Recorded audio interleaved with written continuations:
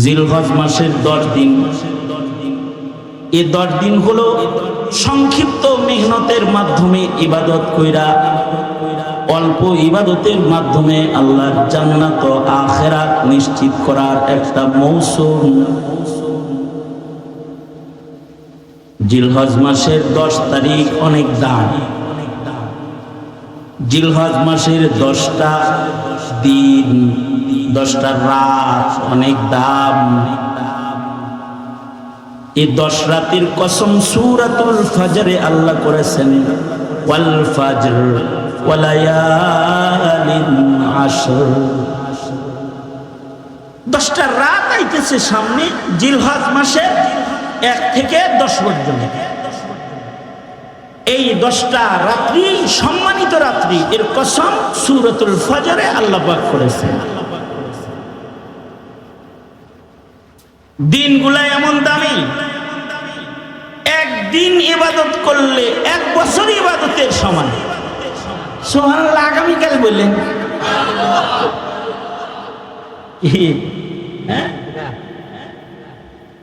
10টা দিনের মূল্য হলো 10টা বছরের মতন, আর 10টা রাতের মূল্য হলো 10টা লাইলাতুল কদরের মতন। হাদিসে আছে 10টা রাত নিশ্চিত 10টা লাইলাতুল কদরের মতো দামি। এই কারণে এই রাতের কসম আল্লাহ কোরআন শরীফে বলেছেন। এই সম্মানিত সময় যেটা আসতেছে, এই সময়ে অল্প মেহনতে আল্লাহরে খুশি করে ফেলান। কিছু মানুষ তো মালদার, যারা হজে যায় আল্লাহরে আরাফায় হাজিরা দিয়া খুশি করে ফেলতেছে। যেদিন ফেরত আইব রাজা কায়াউমিন ওয়ালাদাতহু উম্মুহু, কেমন যেন কেবল তার মা তাকে প্রসব করেছে এই রকম গুনাহ মুক্ত হয়ে আইব। আর এই হজ্জ মাবরুরের বদলায় নিশ্চিত জান্নাতের মালিকানা লয়া বাইতেইব। আল হজ্জুল মাবরুর লাইসা লাহুল জাযাউ ইল্লাল জান্নাহ। ওরা একদল ওখানে আছে। আমরাও যেন ওদের মতন একটা ভাব ধরতে পারি। সারা দুনিয়ার মুসলমানরা যেন কাবার মেহমানদের মতো একটা ভাব ধরতে পারে। এই জন্য এই 10 দিনে আলাদা কিছু ইবাদত আল্লাহ মুসলমানদেরকে দান করেছে, যে ইবাদতগুলো অন্য মাসের অন্য সময়ে করার কোনো রাস্তা নাই। যেমন 1 তারিখ শুরু হওয়ার আগে, তারিখ আসার আগেই নবীজি আমল শিখাইছে, তোমরা নাখুন কাইটা লাও, নখ কাটো, মুছ কাটো, গোফ কাটো, চুল ছাটো, ছাটাছাটির যত কাজ আছে সব জিলহজের চাঁদ উদয় হওয়ার আগে সেরে ফেলা। একেবারে কোরবানির দিন পর্যন্ত আর কোনো কাটাকাটি নেই। হাদিসে আছে কেউ যদি এই 10 দিন এই কাটাকাটি থেকে নিজেকে বিরত রাখা এ আমলটা যদি 10 দিন কেউ করতে পারে, মহান রব্বুল আলামিন সে যদি গরিব মানুষও হয়, 10 তারিখে কুরবানি নাও যদি সে দিতে পারে, মহান রব্বুল আলামিন এ আমল করার বদলায় তাকে কুরবানি করার সওয়াব আল্লাহ তাআলা দান করবে। কুরবানি দেওয়ার টাকা নাই, সবাই কি আর কুরবানি দেয়? কুরবানির আমল আসতেছে 10, 11, 12, 3 দিন কুরবানি করব। টাকা পয়সা নাই তো কুরবানি দেওয়ার মতো অর্থ তার নাই। তাহলে তুমি এখন থেকে রেডি হও, এই কাটাকাটি কইরা এই 10 দিন ছাটাছাটি কাটাকাটি মুক্ত জীবন লও, সুন্নাহ এটার উপরে আমল করো। গরিব তুমি, কিন্তু একদিক দিয়ে কোরবানি অনুষ্ঠিত হবে, আর একদিক দিয়ে কোরবানি না কইরাও তুমি গরিবের আমল নামায় কোরবানির সওয়াব উঠায় দাও। মজার না? টাকা পয়সা নাই তাও কোরবানির সওয়াব জমা। মনে মনে ভাবতে পারেন, ধনীরা তো কোরবানি দিয়া কোরবানি পাইল, আবার হেরাও যদি এই কাম করে তাহলে তাদের ডবল কোরবানির সব হয়ে গেল।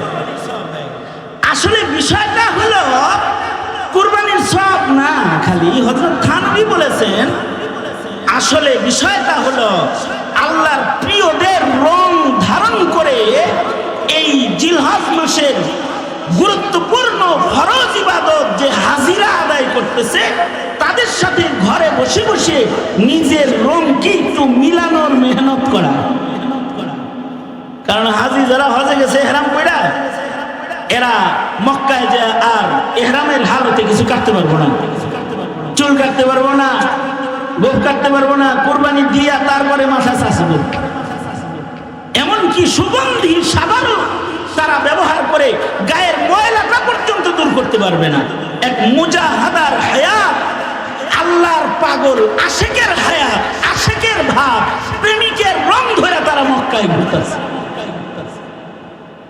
ওরা তো মক্কায় যে আল্লাহর প্রেমিকের রং ধরেছে,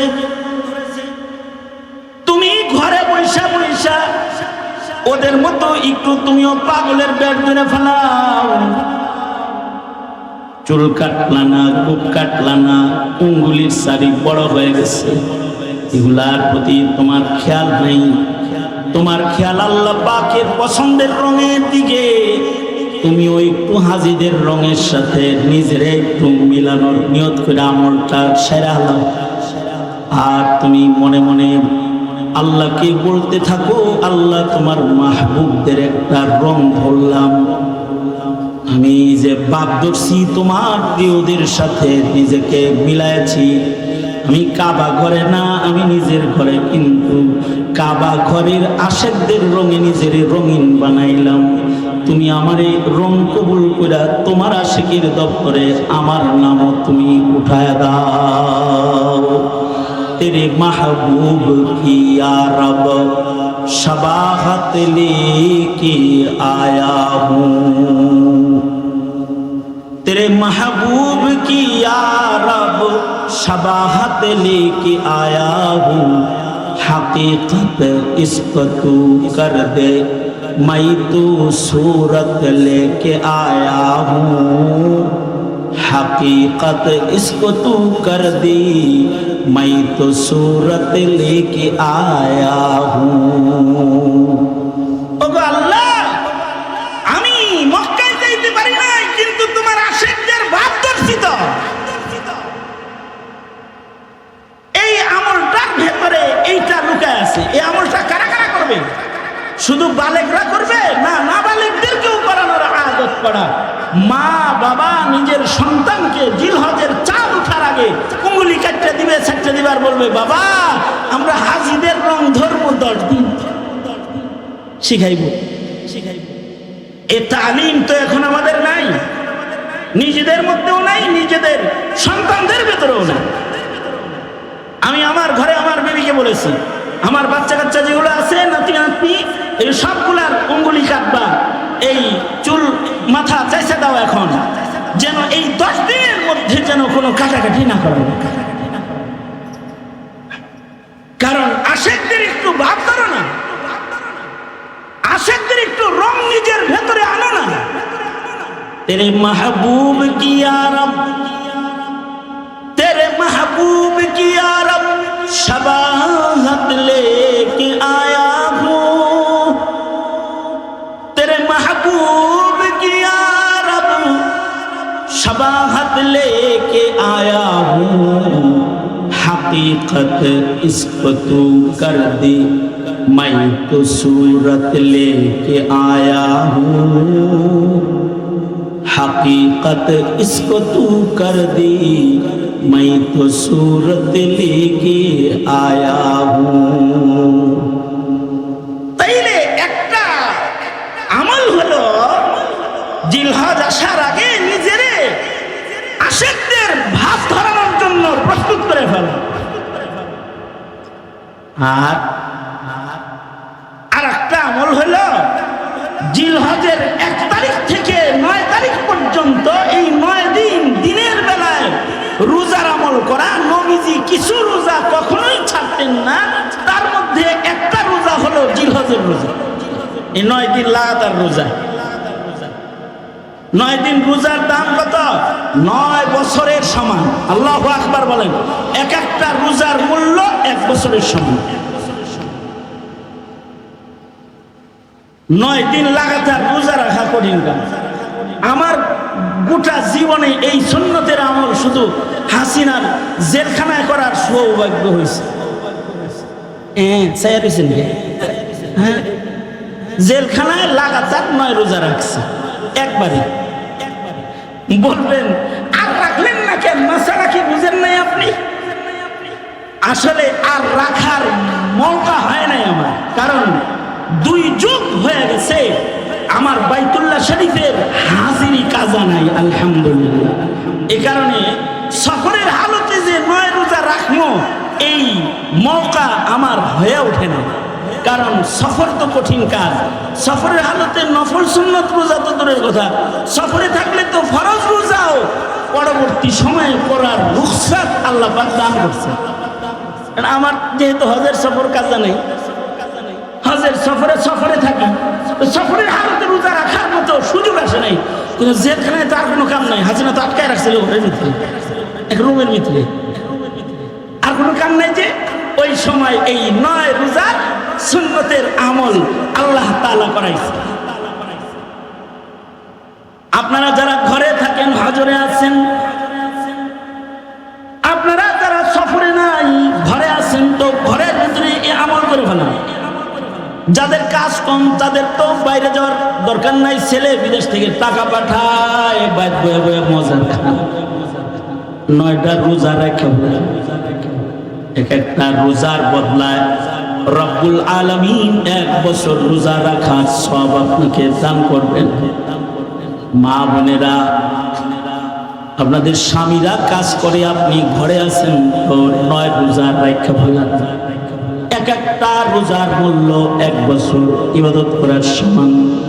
9 দিনে 9 বছর ইবাদত করার মতো, রোজা রাখার মতো সওয়াব মহান রব্বুল আলামিন বান্দাবান্দিকে দান করে।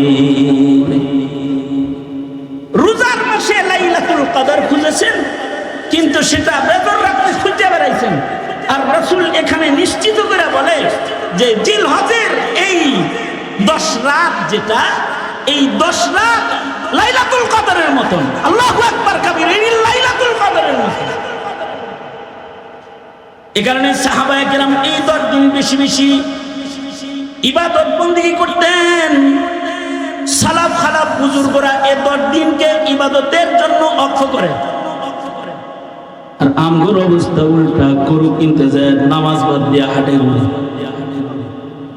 কুরবানির ঈদের গরু কিনতে গেছে, কি এক কাম করতে গেছে, এক কাম করতে যায় ফরজ নামাজ পর্যন্ত কাজা করেছে,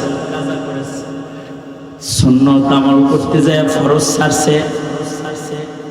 ইবাদত বন্দেগী যেটা গুরুত্বপূর্ণ সেটা ছেড়ে দিছে। কিন্তু সাহাবীদের আমল হলো এই 10 দিন নবীর তালিম মতো সাহাবায়ে কেরাম ইবাদত করতেন। 9 দিন পারলে রোজা রেখে লাইবেন। যদি 9 দিন না পারেন তাইলে আরাফার দিনের রোজা, অর্থাৎ 9 তারিখের রোজাটা এইটা রাখবেন। এটা রাখলে আল্লাহ তাআলা 2 বছরের গুনাহ মাফ করে দেন। 2 বছরের ইবাদতের সব জমা হয়ে যাবে। আগামী সামনে বছর যত গুনাহ করবেন হেটাও মাফ, কাফারা হয়ে যাবে। তার মানে আবার কবিরা গুনাহ না যে রোজারা ইহা মদ খাওয়া শুরু করে দিল।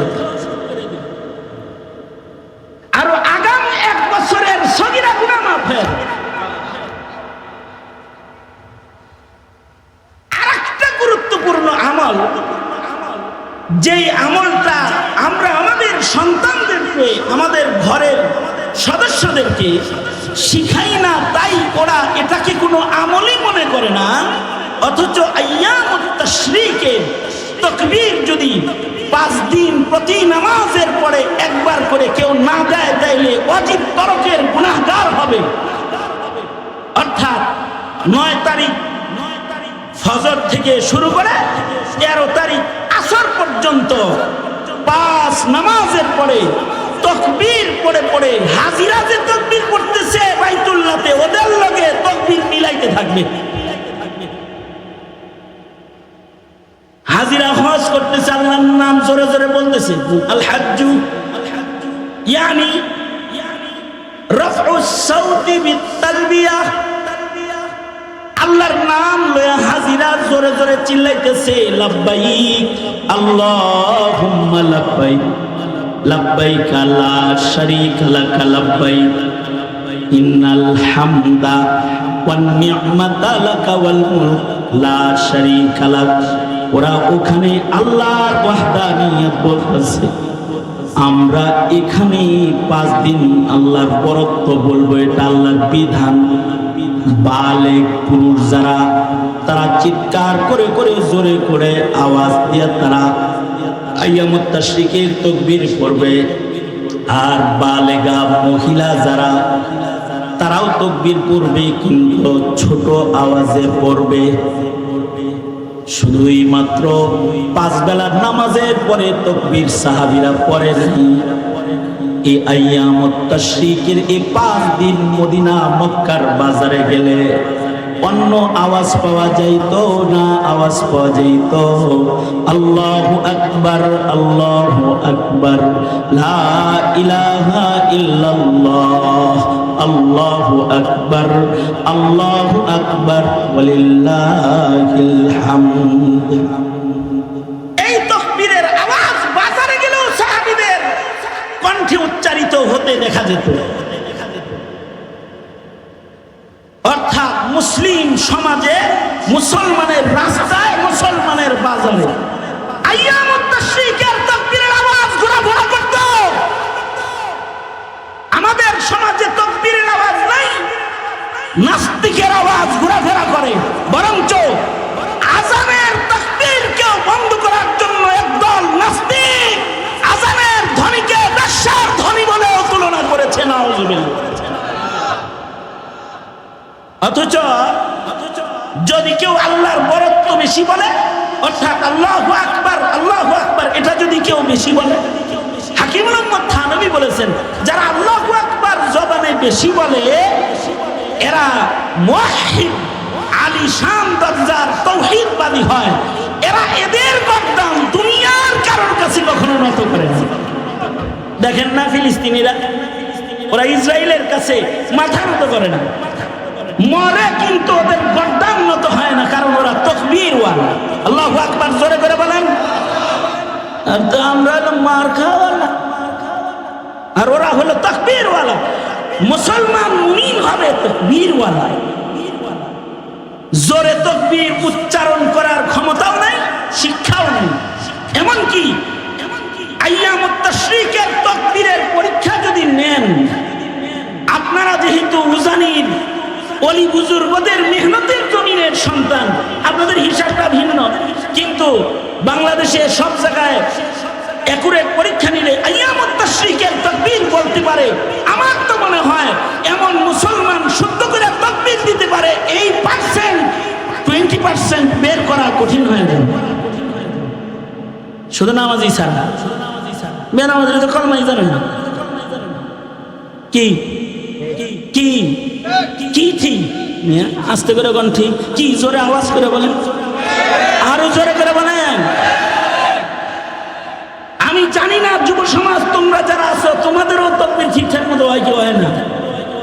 তা আমি তোমাদের শরম দিতে চাই না, তবে ওয়াদা করাইতে চাই, ভালো করে আইয়ামুত তাশরিকের তাকবীর পড়বা, এক ওয়াক্ত যেন তাকবীর কাজা না হয়, ইনশাআল্লাহ। বলা করে করে আমার সাথে তাকবীরটা বলো, আল্লাহু আকবার আল্লাহু আকবার। আরো আস্তে করে কও, আরো আস্তে করে কও, জোরে করে বলেন, যাতে পাশের লোকের তাকবীর ঠিক হয়। জোরে আওয়াজ করে বলেন, আল্লাহু আকবার আল্লাহু আকবার লা ইলাহা ইল্লাল্লাহ আল্লাহু আকবার আল্লাহু আকবার ওয়ালিল্লাহিল হামদ।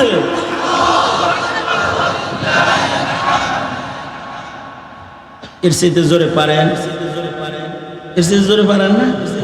হ্যাঁ, তাহলে এর চাইতে জোরে করে সুন্দর করে পড়েন। আপনার পড়ার কারণে ছোট বাচ্চা যারা আপনার ডানে বামে বসা আছে ওদের তাকবীর সহিহ হবে। জোরে আওয়াজ করে বলেন আল্লাহু আকবার, আল্লাহু আকবার, লা ইলাহা ইল্লাল্লাহ, আল্লাহু আকবার, লা ইলাহা ইল্লাল্লাহ, আল্লাহু আকবার।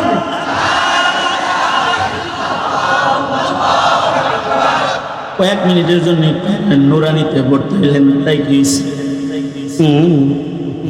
ঠিক না?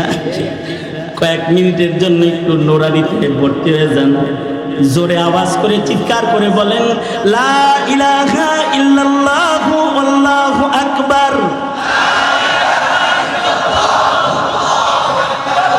আল্লাহু আকবার, ওয়ালিল্লাহিল হামদ।